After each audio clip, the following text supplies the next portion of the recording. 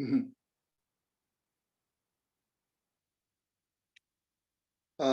you hear me? I can't hear anything or see anything.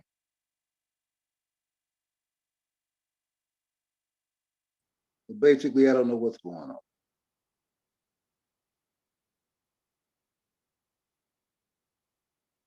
I don't know what to do here.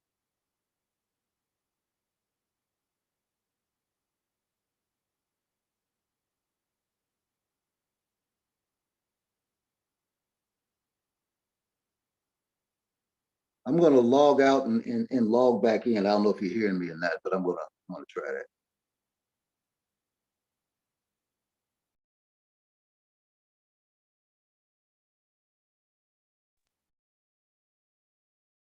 Okay, what about now, Nate? Can you hear me? All right, let's see what's gonna happen here. All right, we have Nate coming back. We also expecting Khalil and Pierre Clark. Bruce Montgomery, I'm trying to get him as well. And still nothing, Nate, huh?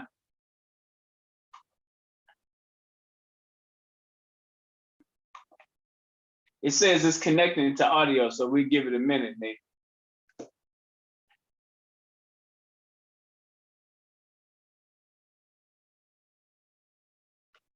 All right, I see the video. Let me ask for you to start.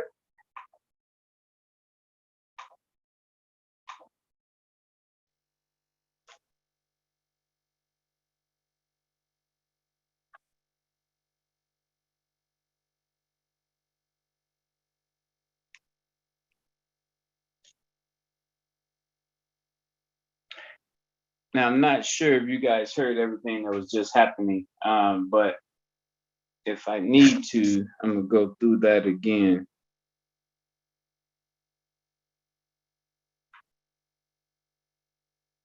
Can you hear me? There we go. I can hear you good now. I can't see. I can hear you, but I can't. Let me see here. I can't. I can hear you, but I can't see anything. You don't see the script because right now I had the 28 tech topics up on the screen. You can't see that either. I see that, and I see a picture of you, but that's it. I can't see a box for anybody else. I can't hear anybody else. Yeah, it's just us, just you and I on here now. So when they come on, you should be all right. Okay. I can take that down. Let me take that down for a minute so you can see me directly.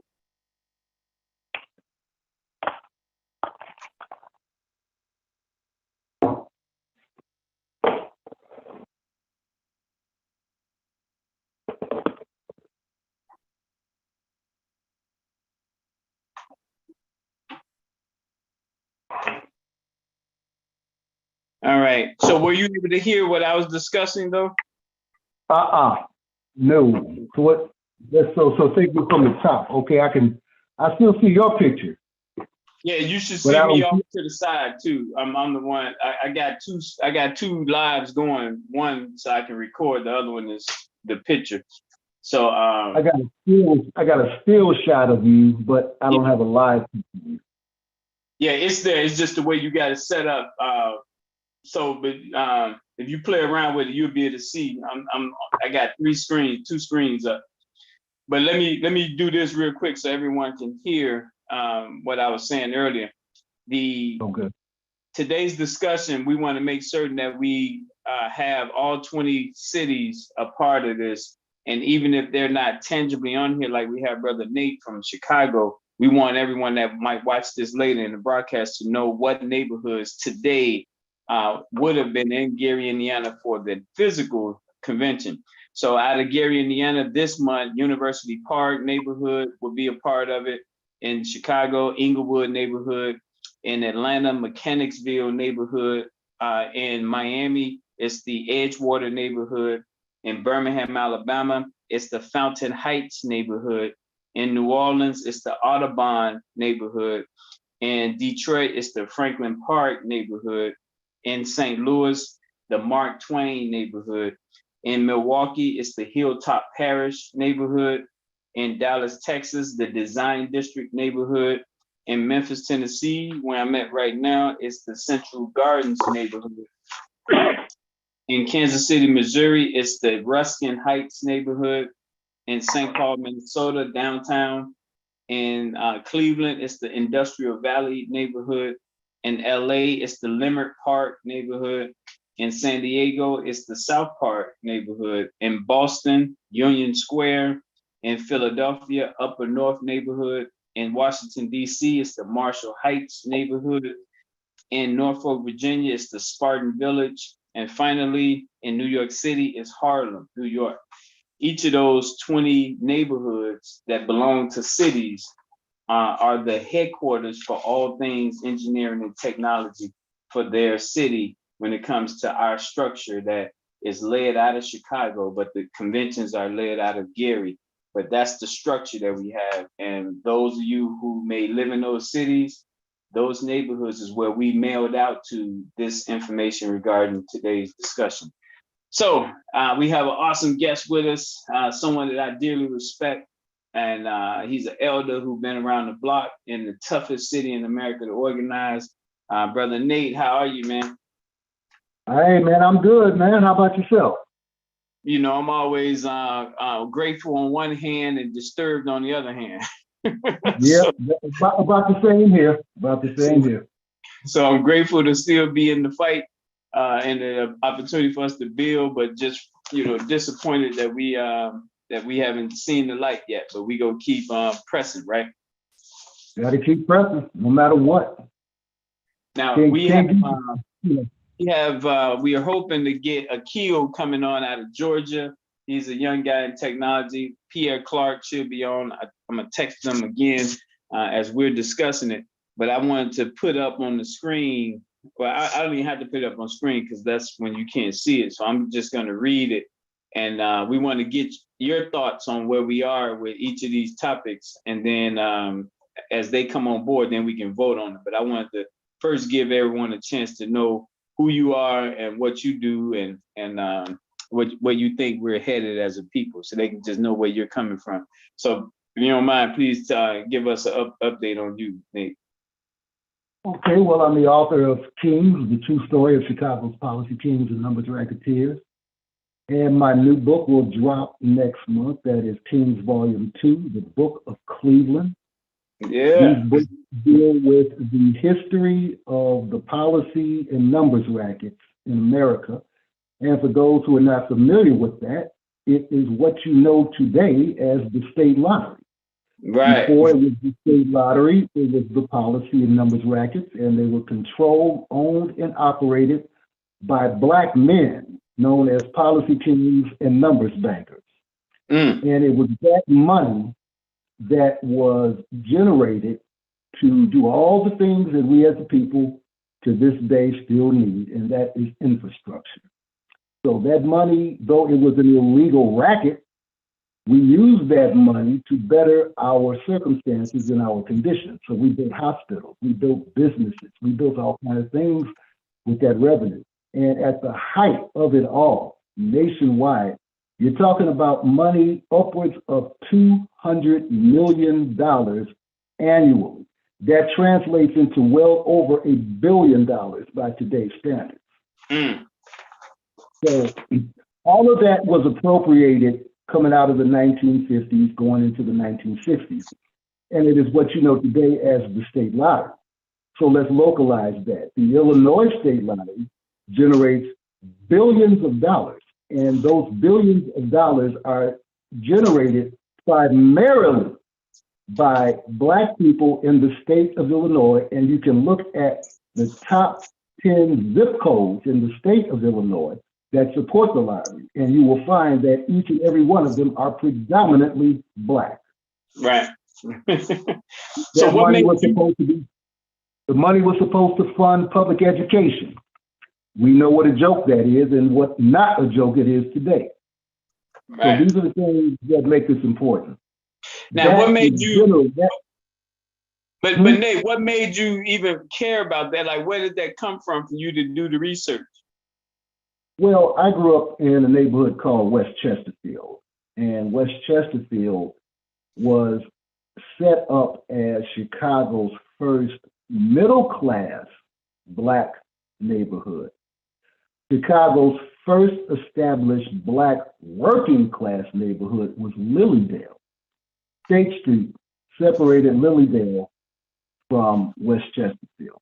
Now, in both of those areas I grew up in, but in particular West Chesterfield, I was growing up around people that I did not really come to understand until I started working on the book. And lots of revelations came out of that. But West Chesterfield, among all of the residents that ever lived in West Chesterfield, I came to find out that many of them were retired policy people. So, you know, I'm growing up with their kids. I'm hearing all of these things as a kid that I don't understand. And of course, you know, in the old days, kids were told to stay out of grown folks' conversations. So we didn't ask a whole lot of questions back then. But when I came of age and I started getting into this story, lots of things became abundantly clear. And it's all tied to our politics. It was the policy kings who were principal in converting us from Republicans to Democrats. That's a very, very important thing to know about this nation and its politics. As always, the Black vote has been the deciding factor in many elections, from the local to the national. But back during the days of policy and numbers, those men ran everything. No political decisions were made without consulting them. No decisions about the police department were made without consulting them. If you had a bad cop clowning down in Bronzeville, screwing over people, one of the boys would have that cop transferred, what was called back then, transferred out to the sticks. We controlled all of that. We controlled the politics, all of it. So when we lost policy in the numbers, we lost our political might, and we did not reevaluate our position at that time. We should have been reevaluated to decide, do we need to continue with the Democratic Party or go back to the Republican Party, or even better, start our own? Well, you know, that's what I say. And you look at our situation today, Democrats, rather the Democratic Party, they operate as if they own the black vote, and it is no one else's to do anything with. Exactly, right. That's their attitude. And when you look at the city of Chicago and Cook County and the state of Illinois, and you look at the conditions and all that we have gone through in the last 20 years, 40 years, it has all been predominantly under Democratic watch, not Republican. So for all of the mouthing off that Chicagoans do about Republicans, it has been Democrats that have been screwing us more than anybody. Yep, that's the okie doke that unfortunately our elders continue to fall for, because the younger people, they don't fall for that. Unfortunately, they don't have the track record of voting in mass numbers like the elders do, but our younger generation will play that. That's the thing in itself, what you just said about the voting. When you look at elections, this is the odd thing, and this has been going on for over 30 years. We have seen a continuous drop in voter turnout from election to election. All right, but now check this out. We get the best local turnouts for national elections when all of that is mostly decided by the Electoral College. Right. Direct contrast to that, there is no Electoral College with local voting. It is all on the voter. And those are the ones we tend not to show up for. So we don't show up for the ones where we can actually make a difference as a voter. Yeah. But we turn out for the ones that we don't. Right. We turn out for the one that the electors. But that's the one we turn out for. That's backwards, man. Well, we go fix that, man. So let's do this, because I wanted them to get a flavor of where you come from and what's your passion. And we need you, especially when we talk about the future of precinct governments and making sure that we get our politics localized again, where we're controlling. The alderman isn't serving both committeemen that appoints the precinct judges as well as city councils. We go break that thing up. So let's switch over to this agenda here. I want to get your thoughts on these topics here. And again, when if we get our other guests on, then we can go into it in more detail. But based on this new structure, Gary, Chicago, and Atlanta holds down these topics when it comes to technology. So as you can see, or you can't see it, but I'll read it to you. It says IT professionals being safer at night, IT professionals being in abusive relationships, technology and administration, and then also IT professionals and being more attention to detail. So when you hear those things, like what comes to your spirit, Nate, when it comes to IT? Well, you know, whether we're talking about IT or somebody working at Target, it's really coming out in the wash that it's all the same, and it seems to be generational. And it's not exclusively Black, it is not exclusively Latino. What we're seeing is in younger generations do not have the same acumen as older generations. You know, I read an interesting meme recently where someone said, these days, when young people go out to the club, they call in work the next day and don't go in. Whereas back in my day, back in my day, we go out to the club all night. We come home, get 18 minutes worth of sleep, and then go to work in the same crap that we wore to the club because we took it serious, because it was that serious. And these days, people are acting like working and supporting your family and paying your bills is an option or something. And that is very, very frightening, and it speaks directly to the unraveling of this nation. You can look at it from any of the gas company, the post office, all of these institutions, all of these infrastructure institutions are struggling to get people to come to work. Right. Meanwhile, the populace suffers because of this.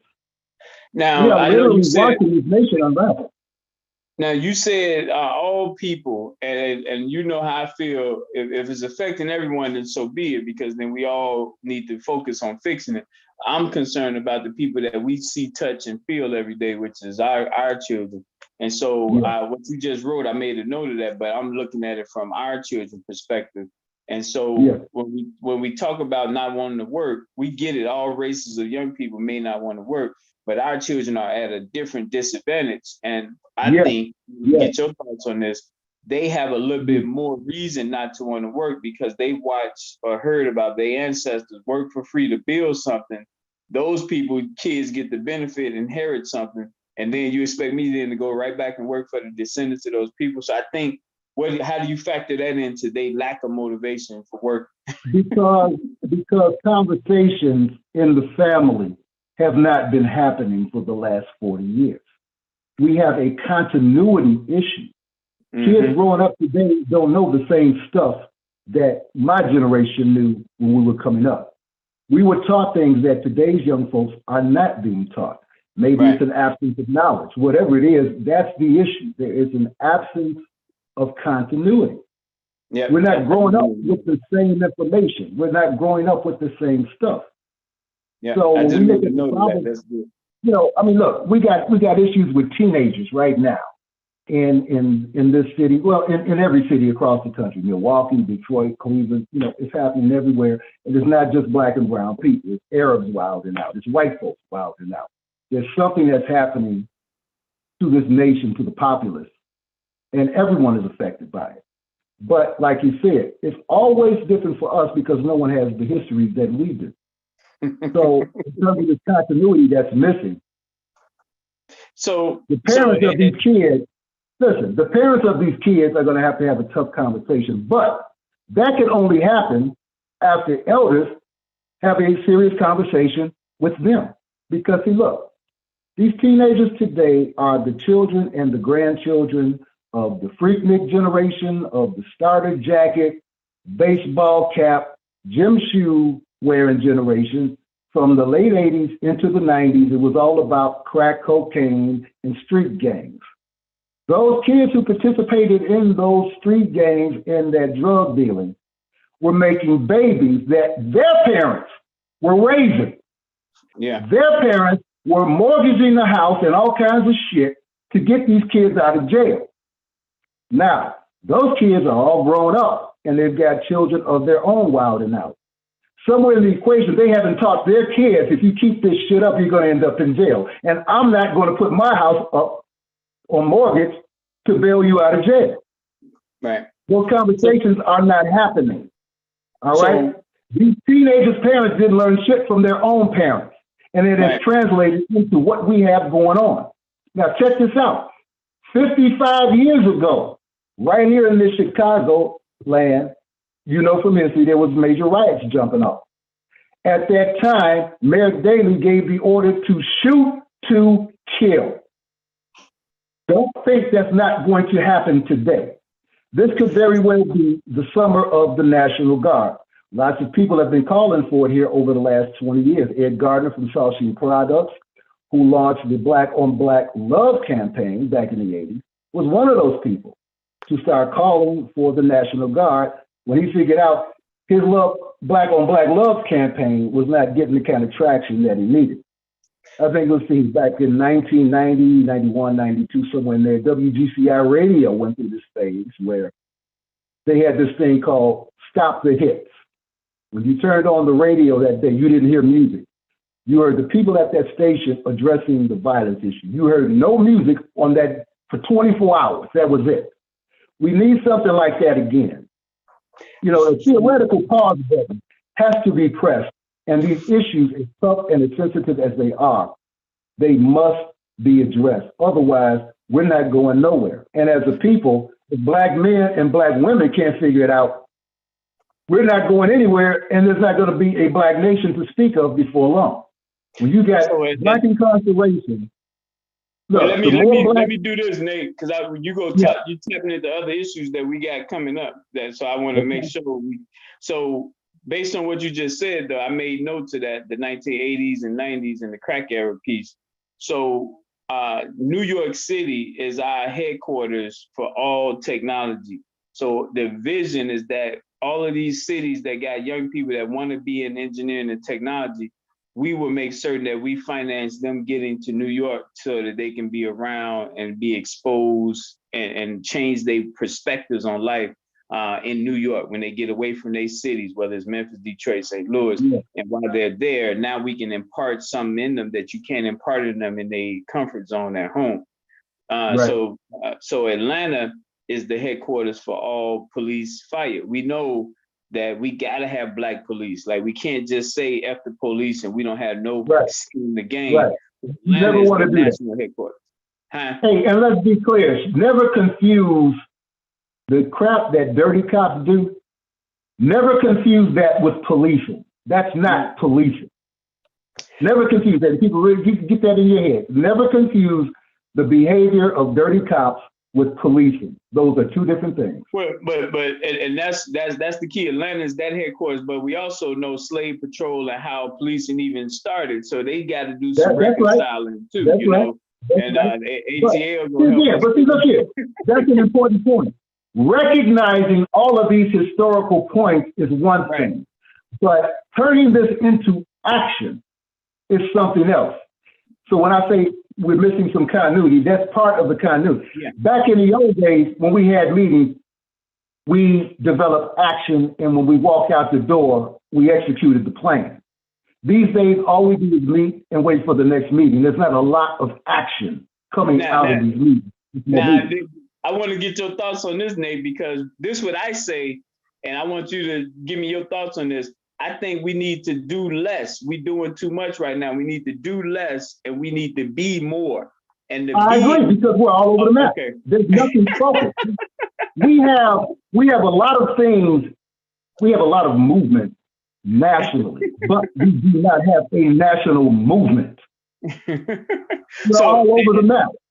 And what I mean by being more, because the doing is like if I see you out there picking up paper, you doing something, and I'm gonna pat you on the back. But guess what? in your values, you the one who dropped all the McDonald's bags out there. So you shouldn't get kudos for what you're doing. Because your and that's attitude, the campaign. Right. And that's the campaign that needs to happen. Again, and it's a national campaign that needs to happen. You just can't have a couple of cats in St. Louis, a couple of cats in Houston, a couple of cats in Detroit, a couple of cats in Chicago. This has to be a nationwide thing. Listen, part of the reason why we do not have this national continuity is because media, corporate media, does an outstanding job of compartmentalizing all of these issues. So you only tend to see it from the Chicago perspective when you turn on the news. You don't really get that the exact same thing is playing out in 25 other cities concurrently.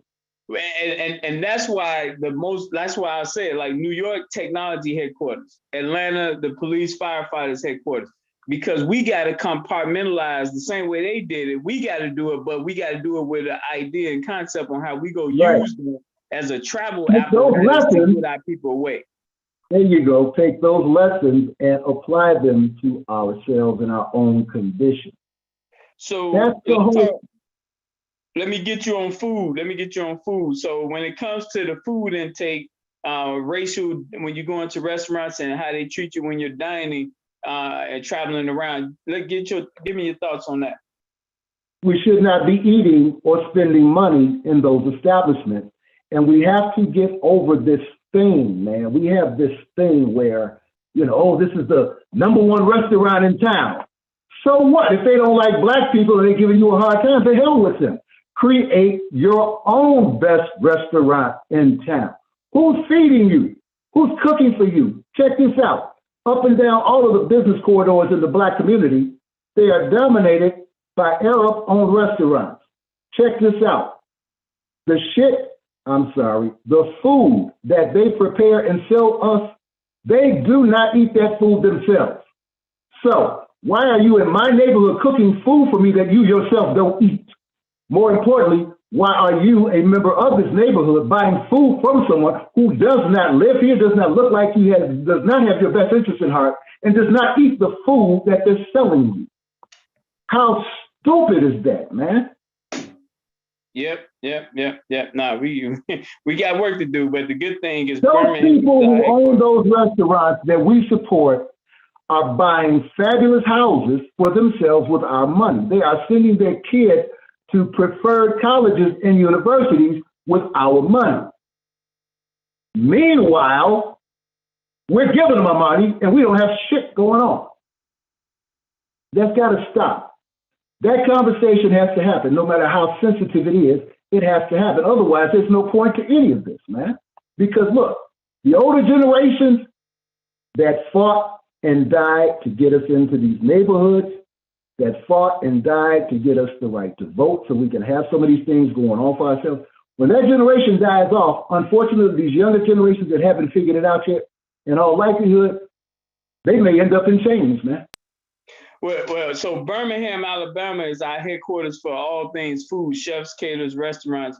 So again, anyone that knows industry, especially the black restaurants, getting them to support the travel between Chicago, Birmingham, and all of that. So we can begin in that pipeline. And San Diego is the headquarters for all farming. So all our brothers in Pembroke and all them farms being connected and anchoring San Diego, So you've done the groundwork on this. You put the whole grid system together.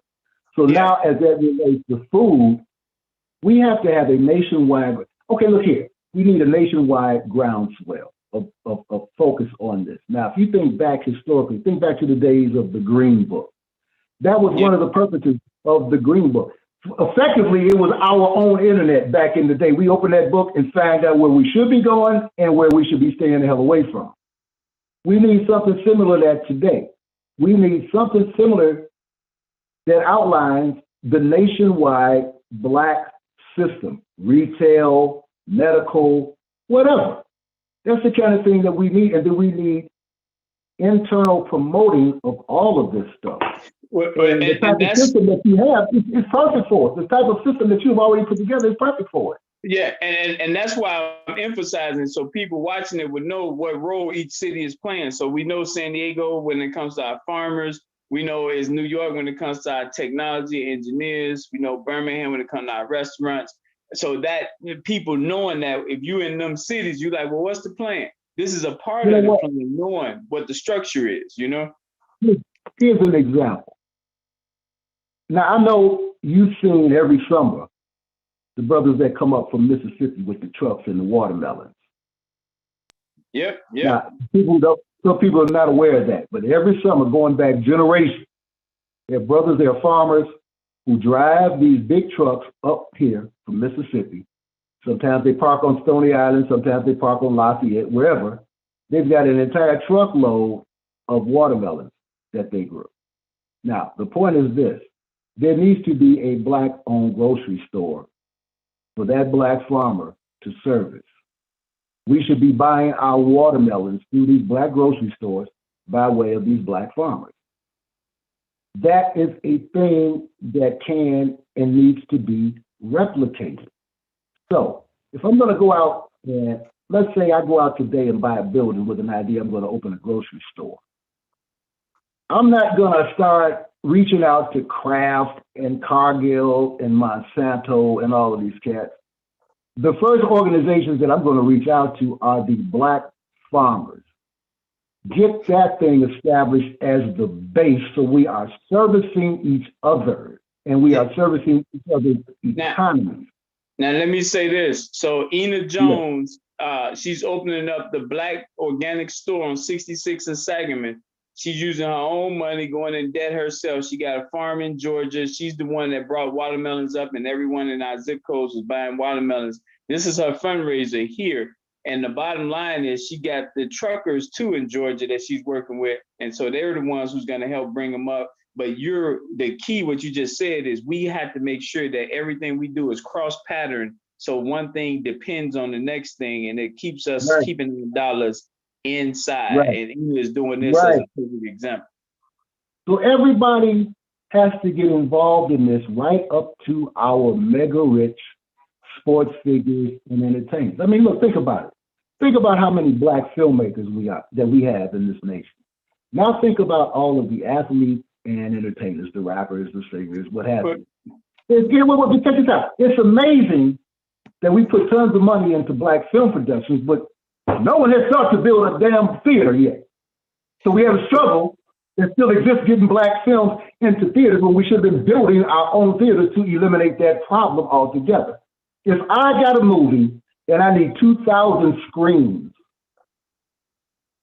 you know, the ticket price is going to be the same whether those two screens are owned by the white folks at Warner Brothers or the brothers down on 87th Street. 2,000 screens and a $10 ticket price is 2,000 screens and a $10 ticket price. But unfortunately, Black folks are still spoiled when it comes to they have to have the certain icons that go along with the white industry. Like, okay, in the case of the movie, you got Black folks, actors, they still have to have the Oscar. Even though they know it is totally rigged against us. They're still fighting for it. To hell with that.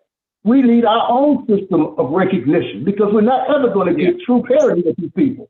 Yeah, no, so and the good news though, but the good news, Nate, if you go on YouTube, you got, especially in Chicago and Detroit, I've seen young Black people doing their own. Yeah, they got the right idea. They're building. What I'm talking about is the old guard with all the money that should have been done there. Right. No, but you know me, like the small scale is where we get the input. So like I sent one brother $10. He had his Cash App on there with the movie he made, and I sent them 10, and I named him as one of my 4 Black businesses I supported. And we got enough money. We know how much money we got on the lottery. We can collectively, if we doing stuff like that, that can really finance a lot of stuff. And we hold the rich Blacks accountable too, though, you know? We're talking billions, and nationwide, we're talking hundreds of billions. Yeah. So let me get your thoughts. I got to switch over here to the Detroit, St. Louis, Milwaukee. So Detroit is the headquarters for construction, St. Louis for all lawyers, and Milwaukee for arts and arts and design, graphic design. So when it comes to our community and our people, how do you see that with the construction? Like, give me your thoughts on that construction and legal stuff. It all comes back to the same thing, and I've got one word for everything: build. All right, that's it. Whatever is going, look, there is nothing going on across the street that we cannot do ourselves for ourselves. We have to break our mentality, this belief that the white man's ice is colder. All right, guess what? It was a black woman that ran the white man's kitchen. If it wasn't for her, the motherfucker wouldn't have no ice to begin with. Mm-hmm. Understand?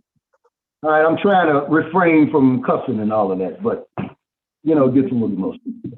It's the same thing, man. It's build. You have to do for self. You have to build your own thing and stop begging these folks. Right. We get caught up when we go across the street begging these people to do stuff for us. They look at us like children. What? You can't build your own grocery store? You can't do this? You can't do that? Okay, well, come on in. We'll do it for you. And right there, you already know what's getting ready to happen. They get ready to put you in a dress. They get ready to put your girl in some combat boots. And it's going to be all messed up. And they're going to be raising generations of small kids believing that that's okay. So we're the ones that allowed that. All right? No, we get it. So when it comes to like construction, any personal experiences, stories from Chicago, when it comes to other people coming in our neighborhood? I can tell you this about construction because I used to work in demolition a little bit. Very little, but a little bit. But something that I noticed, man, and it's still going on. And this is going to hurt a little bit, but again, this is one of those sensitive things that have to get discussed. One of the problems that the brothers in the construction trade have, I'm just going to say this, man. Brothers get screwed because they be trying to run the clock. I've worked for some developers and I've seen this repeatedly, man. So you got a building that you're going to rehab, right? And you've done all of the critical numbers crunching, and the rehab work that you want to do on this building is going to come in at about 14 days, maybe 18 days, considering, you know, incidentals. Well, what the brothers are going to do, they're going to turn that 18 days into 118 days if they can. They're going to go slow. They're going to drag their feet. And when I step up and start doing work at the pace that it should, man, slow that down, man. Don't let them see all that, man. Don't do all that, man. So you say the guy that's spending the money, on that project, he knows that bullshit too. That's why he's going to fire your ass and get somebody else. You're not going to run me. Nah, that's the problem that these brothers have. They call that being thirsty. If you try too hard, you're being thirsty. So don't be being thirsty. They call it being thirsty, but in reality, it's stupid because you're screwing up the work opportunity for yourself and everybody else. Nah, that's the problem. I got you. I got you, man. So I had a brother offered a job, $65,000 a year. He has to stand there thinking about it, and man, I'm like, wait a minute. You doing all of this clock running, this guy's literally offering you a damn job for 65 G's, and you have to think about it, or you would rather pinch off hours and days like you're doing. It's mental, man. It's mental. It's a mental problem. And the good thing is every day we just added 4 million black people. It's 50 million black people according to the census this month, the updated census. So we up from 46 million to 50 million. So we got new births, Renee. We got new births. The new generation, we get to help instill the right values in as we get this national thing together. You just hit a number. So when I say build, whether it's a grocery store, hospital, whatever the thing is, 50 million black folks getting up off of $1 damn each is $50 million that can be spent on some glorious things and ensure some. Look here, man. Let me tell you this real quick. You already know. I know. Let me tell you this real quick. A few years back, during the pandemic, I was on the bus heading home. When I got on the bus, it was just packed, as you can imagine. So I was up kind of toward the front, but kind of in the middle too. I couldn't work my way to the back, but I didn't want to because check this out. So there's this dude, he's 20-something. He's in the back.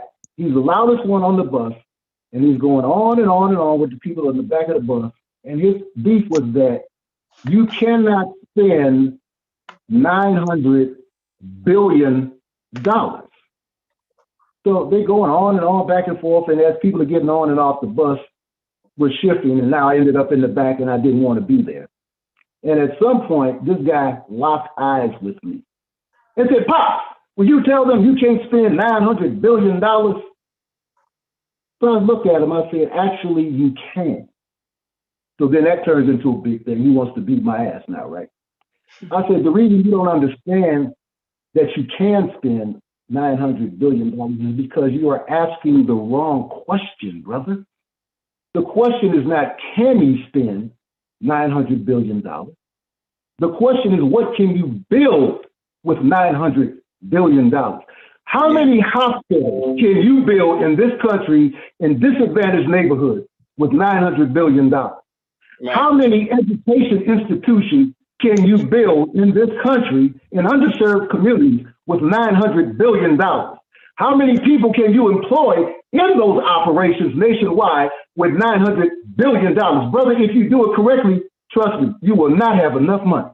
And we get that. This next part here, though, is going to tie right back into what you've been saying, but I got to ask it. So from a legal perspective, any laws that we need to target? Like, what do you think our Black lawyers should be doing nationwide? St. Louis is the headquarters for that. Lawyers need to be looking at a couple of primary issues. Obviously, all of these civil rights issues have to be addressed, but there's some things that go a little bit deeper than that actually speak to it. I can remember years ago when we had major loitering issues on the south side and the west side, brothers just hanging out on the corner, wreaking havoc, all this going on. People took the task to court. Ultimately, the issue went to the Supreme Court. The United States Supreme Court ruled that people have a right to congregate. And the issue became dead in the water, and we got what we got. Well, from a legal perspective, there was a very particular piece of language that was missing from the argument, and this is something that lawyers should pick up on today. The thing that was missing in the argument back in the day was the residential aspect of it. So here's a major corner like 79th and Kings Drive. Okay, it's an open corner, it's a busy intersection, people have a right to congregate. Okay, true. However, there are residents who live upstairs and their quality of life is directly affected by this. That was the part that was left out of the language. And I believe had it been included, it would have made a difference. So the overarching point here is that young folks are growing up today doing things that they have no clue about. So that needs to be addressed. If you can correct that part of the behavior, then you'll be on to something. Now we got another part that give me one more. We only got 13 minutes left, so I got to get through some more. So go ahead. Okay. Another part that needs to be addressed is the intellectual property aspect of it. Anytime a budding musical artist wants to get into the game and they can't get what they need from us, then they end up across the street, and everything about them and everything about their work is completely exploited negatively. We need lawyers in there addressing those issues. If those people could do better, then the rest of the nation could do better. You have to free those artists up from the devilment that they are contracted to and chained to. That's what makes them do the things that they do. If you can break that chain and start giving them what they need, then they won't have to do any of that crap. I made a note of that. That's good. So let's switch to Kansas City, St. Paul, and Cleveland. So Kansas City is the headquarters for all education, all our teachers. St. Paul is the headquarters for all our politics. And then Cleveland is the headquarters for all our doctors and dentists. So the question for you is, where do you see us at, like when it comes to the student loan debt, education? Well, give me your thoughts on that, as what we're dealing with. Of the three things that you named, education is the common denominator for all of those things. So coming back to what we need to be doing for our own, you know what's going on with student debt, you know, all of these different things, education system. We have financially enslaved ourselves to an education system that has never taught us our own history. It was never important for you to know, you know, the kings of Kemet, but it was important for you to know that Christopher Columbus discovered America. All right? Legal action needs to be taken against the American education system and its curriculum, public education system and its curriculum. It has been since infiltrated by charter school systems that are run by people who do not have our best interest at heart. 2 years back, I warned people in this city what was going to happen if they decided to roll with Barbara Byrd Bennett. And I got my head bit off, but a year later, we all know what happened. And all I can say was, look, I warned you all, but you all are too complacent. We are a complacent people. That is our biggest Achilles heel that we got. We just get a little something, something, all right, we're cool. Even though that little something, something was a small part that was broken off of a much larger part that actually belongs to us in the first place. It's like I say about slave reparations. True slave reparations means that we own England, we own Spain, we own Belgium, all of it, because all of those royal families got rich off of the enslavement, off of our backs. That's true reparations. Give us the keys to all of those kingdoms, baby. We built those. Right. Yeah, you know that scares them. So, and that ain't gonna happen. All right? True reparations means that the Pope goes public and said it was all a farce, it was all bullshit, and white folks, y'all need to stop because it started with the Catholic Church. Yeah, and I think the key there, that's why they say reparations for us would disrupt the whole world. The world is being disrupted anyway because you built it on, you had it on false pretense all this time. So you can't hide behind the lies with the internet. True reparations means that Black African people own all of the rich shit and white folks are shopping at Family Dollar. That's what true reparations mean. It literally flips the script. All right? So it all comes back to that. And it all comes back to the education. So the more we have had decades now of young Black men identifying themselves with Italians and Latinos because they don't know anything about their own history and about their own heritage. That has to be obliterated, man. The more you know about yourself and your connections to Africa and royalty, why the hell would you want to be anybody else? Yeah. Think about it. They're all trying to be us. It's coming. No, it's coming. The truth is coming out. Yeah. So we get that. So now let's switch gears here. Doctors, give me your thoughts on our doctors and dentists out here. That's a very sensitive subject with me. Most of us are in these various county systems. And as far as Chicago, there is not a lot of continuing medical education happening here. And I know this for a fact because of my own health issues over the last several years. I get more help from myself, from doctors from other parts of the world that I check out on YouTube. In the county system, there's a rotation of the new out-of-school, incoming internal medicine doctors. And I guarantee you, I know more than they do about my issues.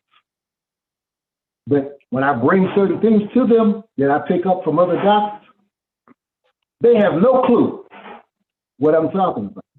So in terms of educating our people for the medical field, look, when they're kids, instead of buying them all the crap that you buy them that they're going to outgrow or screw up anyway, you got to start buying these kids books. You got to start buying these kids tickets to things and taking them to places where they're going to get educated. Forget all of this stuff where all they're going to learn how to do is put on fake eyelashes and twerk.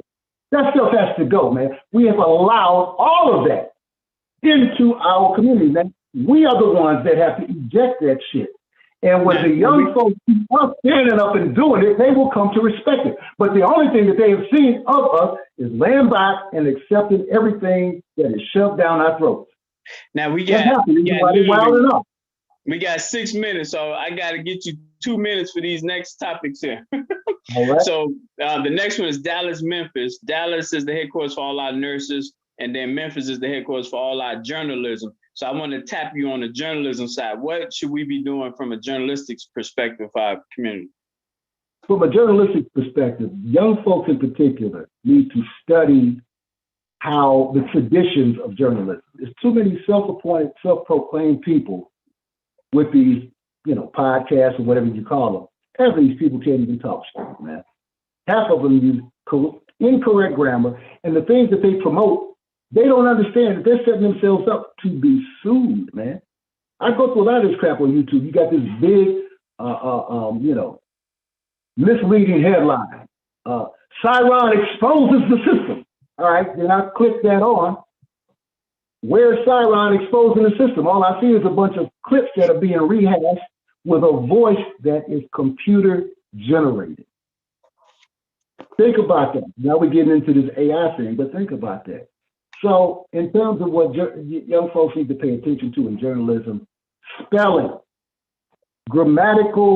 be grammatically correct with the things that you write, research deeper and stop using stock phrases like, well, we caught up with Cyron. Everybody uses that phrase. We caught up with, you have to get into what journalism is about. You are documenting historical things. As history is being made, it is being written all too often. We are the ones that are left out of it.